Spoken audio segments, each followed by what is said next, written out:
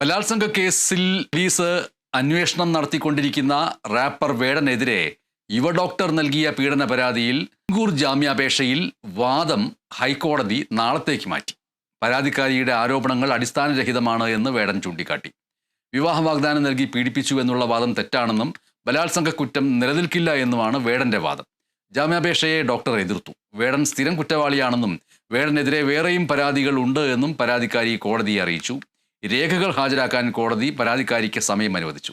പരാതിക്കാരിയുമായുള്ള ബന്ധമോ സാമ്പത്തിക ഇടപാടോ വേടൻ നിഷേധിച്ചില്ല. അന്വേഷണവുമായി സഹകരിക്കാമെന്ന് വേടൻ അറിയിച്ചു. ബലാത്സംഗ കേസിൽ ഒളിവിൽ കഴിയുന്ന റാപ്പർ വേടനെതിരെ വീണ്ടും ലൈംഗികാരോപണ പരാതി. 2 സ്ത്രീകളാണ് മുഖ്യമന്ത്രിയുടെ ഓഫീസിലേക്ക് ഇമെയിൽ വഴി പരാതി നൽകിയത്. 2020-21 കാലഘട്ടത്തിൽ വേടൻ പീഡിപ്പിച്ചുവെന്നാണ് പരാതി. വേടനെതിരെ നേരത്തെയും ഇവർ മീടു ആരോപണം ഉന്നയിച്ചിരുന്നു. ഇമെയിൽ വഴി അയച്ച പരാതിക്ക് പുറമെ മുഖ്യമന്ത്രിയെ നേരിട്ട് കണ്ട് പരാതി നൽകാനും സാധ്യതയുണ്ട്.